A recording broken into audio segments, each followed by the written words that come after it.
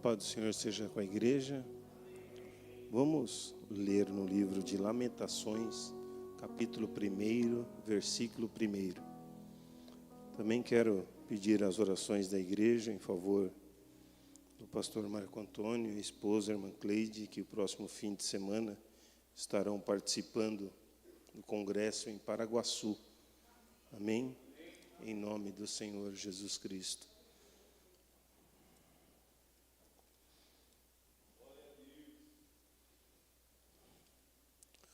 Louvado seja o nome do nosso Deus. O tema da mensagem de hoje é a presença de Deus em meio ao caos. Amém? A presença de Deus em meio ao caos. Está escrito assim, irmãos. Como já solitária a cidade outrora populosa, tornou-se como viúva a que foi grande entre as nações, princesa entre as províncias, ficou sujeita a trabalhos forçados, chora e chora de noite, e as suas lágrimas lhe correm pelas faces. Não tem quem a console, entre todos os que o amavam. Todos os seus amigos procederam perfidamente contra ela, tornaram-se seus inimigos. Judá foi levado ao exílio, afligido e sob grande servidão. Habita entre as nações, não acha descanso. Todos os seus perseguidores o apanharam nas suas angústias.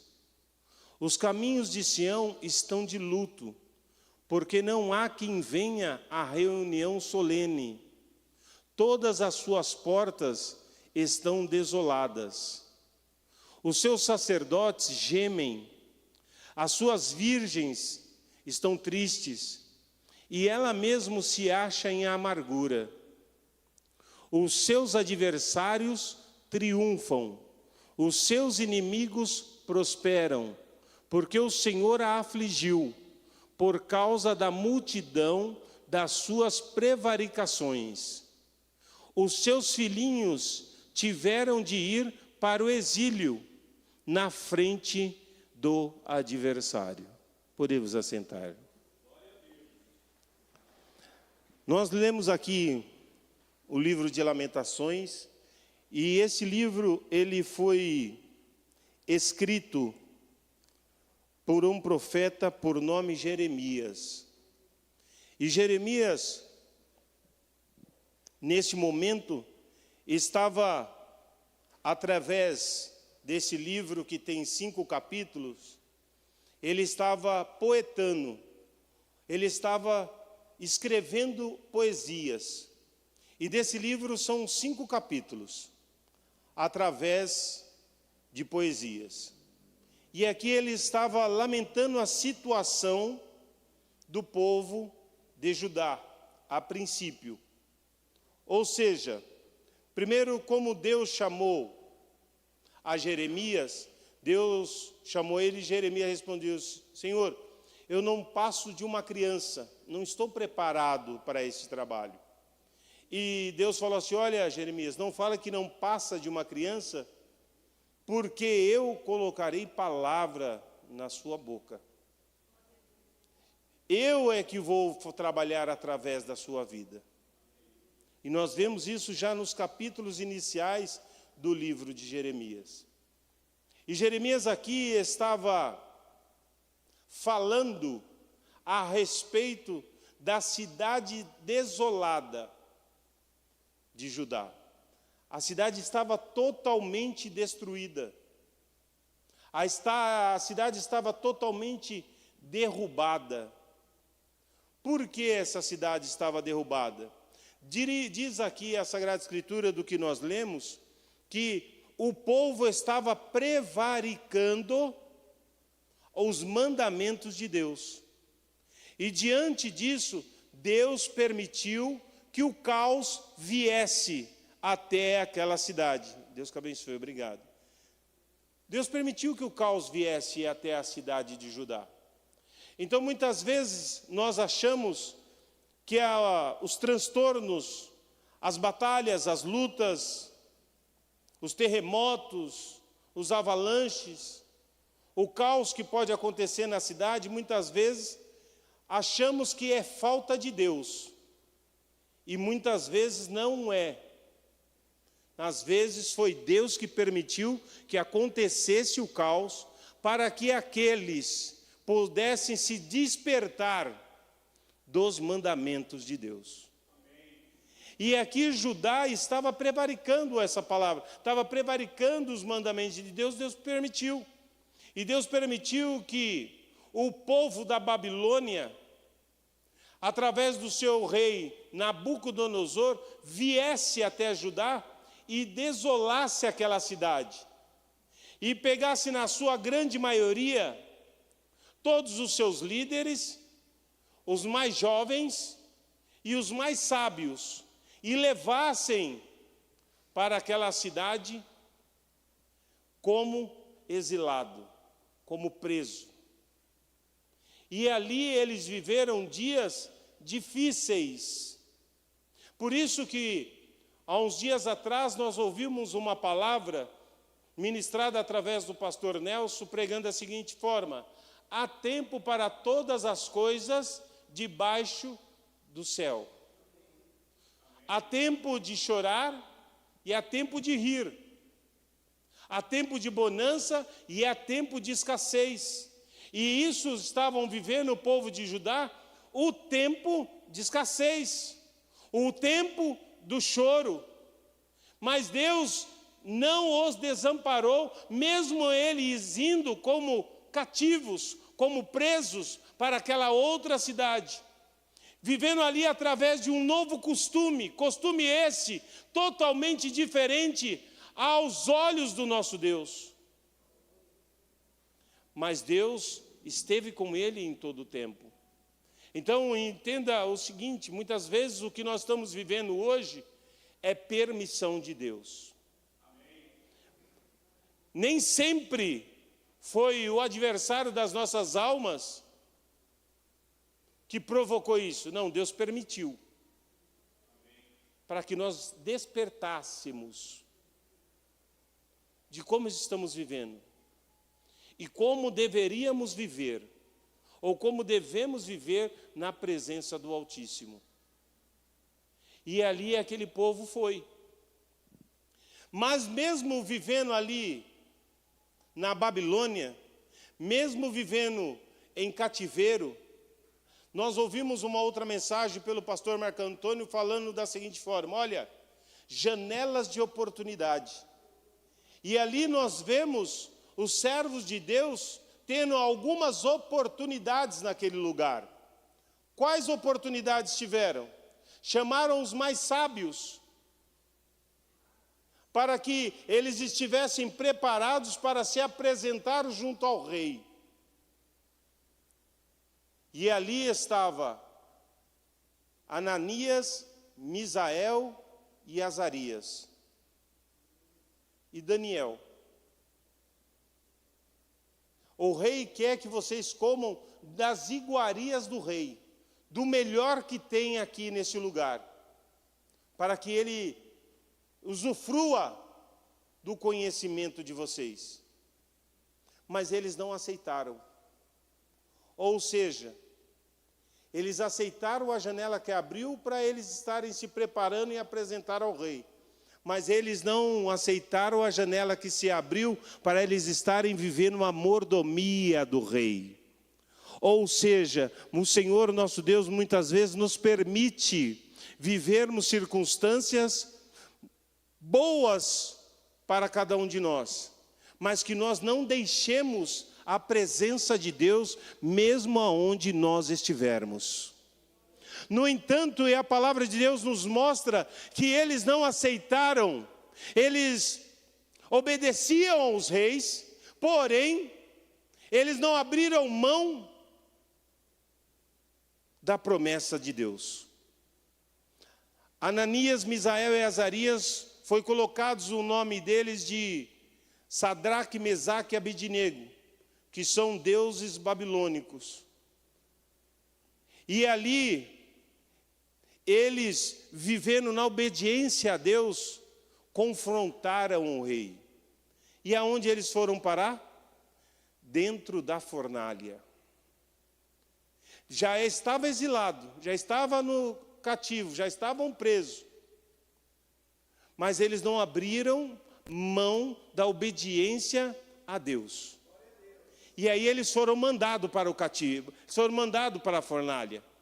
Mas para a honra e glória do nosso Deus Todo-Poderoso, como Deus operou naquele tempo, Ele opera nos dias de hoje da mesma forma. Sabe como? Olha, nós não jogamos 3 dentro daquela fornalha, sim, jogamos 3 lá. Mas tem 4, e o quarto tem a semelhança dos filhos dos deuses. Ou seja, mesmo que esteja em situações difíceis, o nosso Deus está conosco para que o nome dEle seja eternamente glorificado.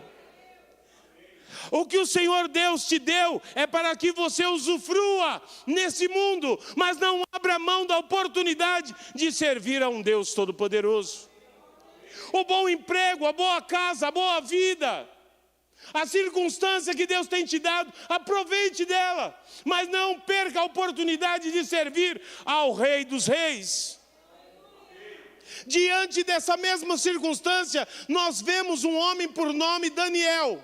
Esse homem chegou a ser governador na Babilônia, homem de confiança. Só que ele não abriu mão. E foi dado um edito que não se podia orar ou buscar outros deuses. Mas Daniel continuou firme, buscando a Deus como ele fazia, de joelho com as mãos levantadas, voltado para Jerusalém. E aí vieram até o rei e falaram assim: olha, nós temos aqui um Daniel, que ele não está obedecendo um edito do rei. E diz o costume que o rei assina, ele não pode voltar atrás. E Daniel não obedeceu. E quem fez isso tem que ser punido. E a punição é ser jogado dentro da cova dos... E Daniel foi para onde? Para a cova dos leões. Passado a madrugada toda ali dentro da cova dos leões, o rei foi logo pela manhã e falou assim: olha, e aí Daniel, o teu Deus te salvou dessa circunstância? Ele disse: ó, vive o meu rei, porque Deus mais uma vez me guardou. A cova dos leões são situações que nós vemos pessoas, vemos reinados, vemos circunstâncias mais fortes do que nós. Mas nós cremos que, e nós vemos e vivemos, que existe um Deus superior a tudo e qualquer coisa, a qual chama-se o Deus Todo-Poderoso. Ou seja, diz no Novo Testamento que o nome de Deus foi conhecido na terra através do nome de quem? Jesus Cristo. A esse Jesus Cristo a qual nós servimos hoje. A esse Deus que aquele povo servia à época. Eles não abriram mão de obedecer a Deus. E aí o Senhor Jesus Cristo nos ensina, para cada circunstância tem uma direção. E diante dessa direção, nós temos que ouvir, acatar, ser obediente. Com que objetivo? Para que nós sejamos abençoados. Eu quero ler juntamente com os irmãos no livro de Jeremias, capítulo 29, a partir do versículo 4.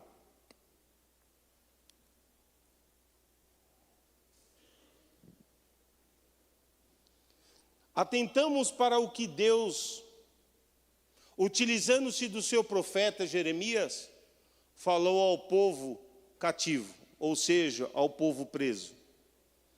Assim diz o Senhor dos Exércitos, o Deus de Israel, a todos os exilados que eu deportei de Jerusalém. Meu irmão, agora vamos lá, olha, vamos para dar uma parada aqui. Assim diz o Senhor dos Exércitos, o Deus de Israel, a todos os exilados que eu deportei de Então não foi Nabucodonosor que deportou. Foi Deus que permitiu, foi Deus que deportou eles. Nabucodonosor achou que ele que tinha feito. O exército dele tinha feito, não. Quem fez foi Deus.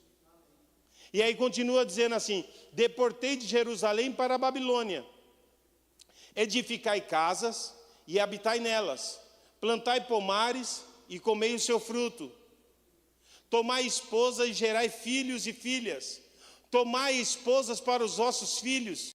E dai vossas filhas a maridos, para que tenham filhos e filhas. Multiplicai-vos e não vos diminuais. Procurai a paz da cidade, para onde vos desterrei, e orei por ela ao Senhor, porque na sua paz vós tereis. Irmão, eu não quero comentar aqui sobre ato político. Eu quero comentar aqui sobre paralelismo, exemplo do que nós vivemos há pouco tempo. Há tempos atrás, nós tivemos as eleições presidenciais e nós vemos muitos homens de Deus, famosos na mídia, orientando os seus membros, suas ovelhas, que necessário fosse, tivesse que se levantar e se manifestar. Mas aqui, pela misericórdia de Deus, a direção que Deus deu ao seu servo, presidente, foi diferente. Bem como em tantas outras denominações foram diferentes. Circunstância essa de que aqueles que foram lá se manifestar, na sua grande maioria evangélicos, hoje estão presos.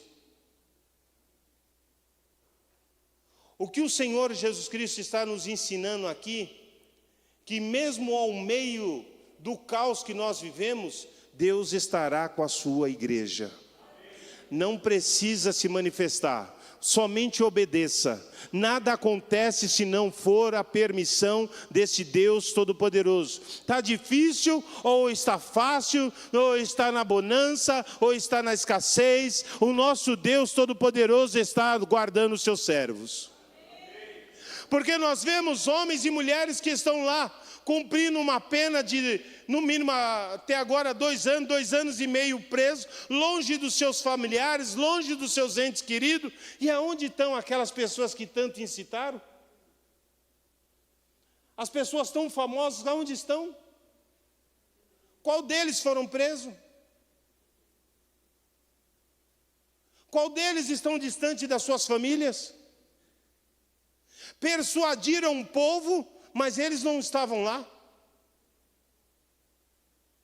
Então o Senhor Jesus Cristo nos ensina na sua palavra que mesmo em meio ao caos, nós temos que saber que tem presença de Deus. E se tem presença de Deus, Deus falou para com o povo exilado da seguinte forma: tomai mulheres, olha, casai, gerai filhos, plantai, construí casa, e olha, lute pela paz para que vocês vivam em paz. E muitas vezes nós trabalhamos em um lugar, temos um chefe novo ao qual nós não nos adaptamos com ele, e nós queremos criar um rebolinho, nós queremos fazer uma manifestação ao qual o nosso Deus nos ensina da seguinte forma: procure pela paz, para que você tenha paz onde você esteja. É isso que o nosso Deus tem falado para com os seus servos, porque Deus havia feito uma promessa àquele povo da seguinte forma: farei de Israel uma grande nação. Mas como eu vou ser uma grande nação, se em meados de anos 605 a 586, mas esse meado estava vivendo um período de exílio, um período de sofrimento? Mas o nosso Deus, Ele é fiel. Ele não é homem para que minta, e nem filho do homem para que se arrependa. Aquilo que o nosso Deus prometeu, Ele vai.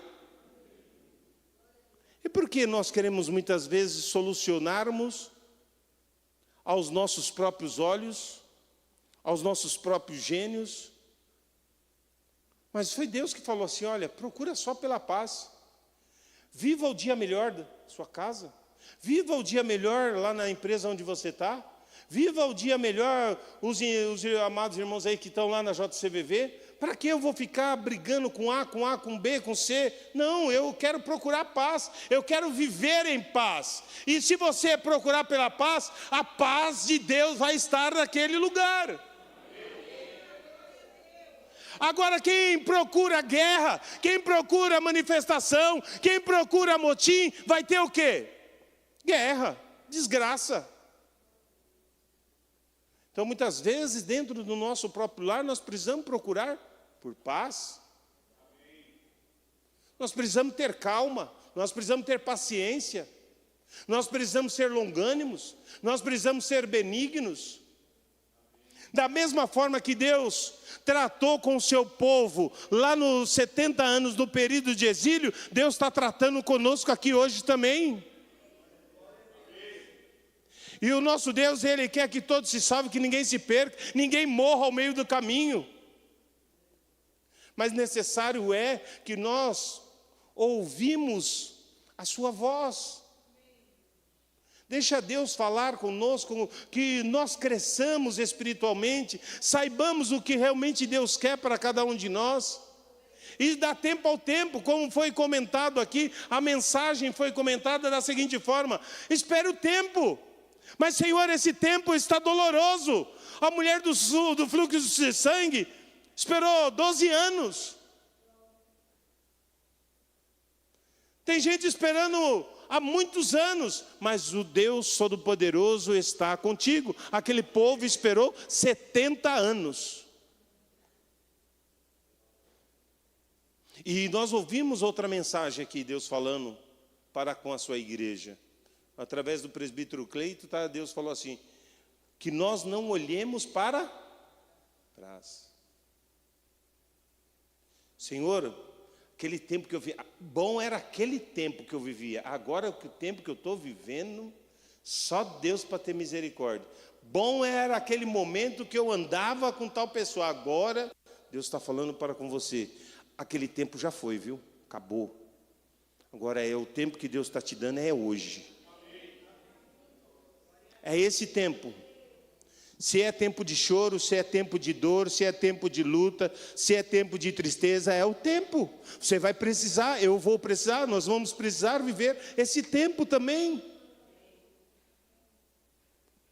Nós vamos aprender nesse tempo de dificuldade também. Porque o Senhor nosso Deus prepara todas as coisas aos seus servos. Lute pela paz. Busque a paz.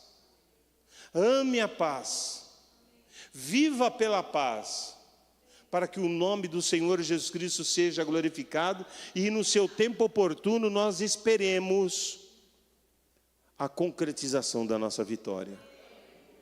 E diante dessa circunstância, não diferente do aquilo que o Senhor Jesus Cristo falou conosco, falou assim, olha, foi feita a ti uma promessa, e promessa essa, que você não pode querer pensar em desistir.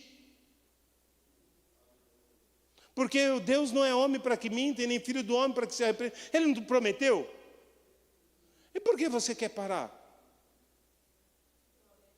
Nós queremos desistir de tantas coisas nas nossas vidas, mas nós vivemos uma promessa de quem é fiel. Você não está vivendo uma promessa minha, que amanhã eu posso mudar de... Não, você está vivendo uma promessa que foi Deus que fez. O Pai da eternidade, o Senhor dos céus e da terra, aquele que construiu o céu e a terra, Ele fez a promessa.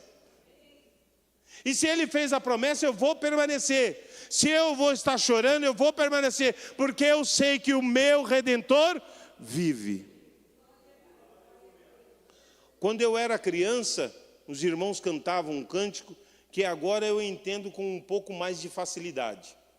E eles cantavam esse cântico assim: sou forasteiro aqui, em terra estranha estou, meu reino lá do céu, embaixador eu sou. Sabe o que eu quero dizer para você, irmão? Você é embaixador de Deus aqui na face da terra. E eu quero falar para você, essa vida de dor, essa vida de choro, essa vida de luta, o Senhor Jesus Cristo tem cuidado de você. Mas não desista, porque Deus é o Deus fiel de cumprir promessas. O nosso Deus é o lavar e regenerador da nossa graça, a sua graça sobre as nossas vidas. Saiba que Deus é contigo, como foi para com aquele povo. Deus é contigo até hoje. Nós estamos aqui, somos só forasteiros, só estamos de passagem aqui. Isso aqui vai passar daqui a pouco. Vivamos da melhor forma possível, mas eu sei que o meu Redentor vive, e a promessa que Ele fez, Ele há de cumprir, de vir buscar a sua igreja. Não pense que você nasceu para viver e você para a eternidade aqui, não. Aqui é passageiro. Como diz o apóstolo, como escreveu na verdade o apóstolo Paulo, nós nesse período aqui é só o quê? Um momento de reconciliação com Cristo. É só isso para que nós estamos vivendo, é para se reconciliar, porque estávamos caídos, estávamos vivendo no pecado, e hoje o nosso Deus nos proporciona a oportunidade de se reconciliar com Ele, para que nós estejamos preparados, para quando Ele vier buscar a sua igreja, Ele fala: vinde, bendito de meu Pai, e o nome do Senhor Jesus Cristo seja glorificado. Essa é a promessa que Deus fez a cada um dos seus servos. E para a honra e glória do nosso Deus Todo-Poderoso, 14 de março de 1948, a província de Israel estava sob o reinado do país da Inglaterra. E em Londres foi editado ali que Israel tornou-se nação. E a promessa de Deus se cumpriu. Agora a palavra de Deus nos ensina da seguinte forma. Quem é israelita aqui hoje? Levanta a mão. Todos nós. Por que nós somos israelitas? Porque nós fomos enxertados na videira. Nós não nascemos lá, mas pelo Espírito de Deus nos tornamos. E aí eu quero dizer-vos uma coisa. Diante de todas essas lutas que Israel passou, desde província a reinado, nós também vemos ali que Israel passou por o quê? Por uma grande afronta, uma grande destruição no período que viveu, que eles foram subjugados à Alemanha. O famoso Holocausto. Os judeus viveram esse grande período. Passou esse tempo. Vamos falar de pouco tempo atrás? A cidade de Gaza, junto com aqueles terroristas, invadiram Israel novamente. Ou seja, Israel nunca vai deixar de sofrer. Vai. Só quando Deus vier buscá-lo. Todos os seus servos, todos os salvos. Ou seja, já que você é israelita hoje pela fé, eu quero dizer-vos uma coisa. Nesse mundo tereis. Então, ou seja, até o último dia você vai ter luta.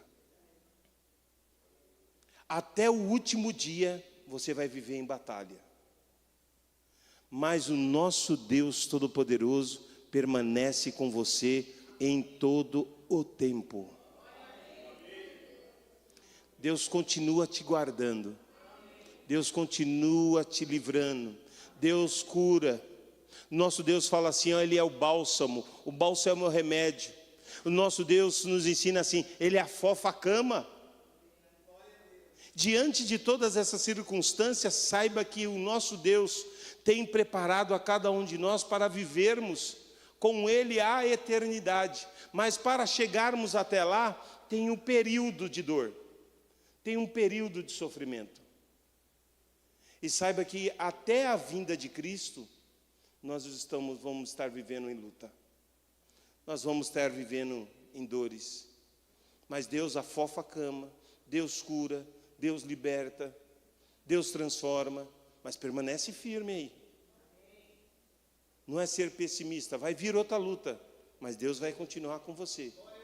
virá outra luta de outra forma, mas Deus continua com você, para que o nome dele seja glorificado e ele continue nos preparando para viver com ele a vida eterna.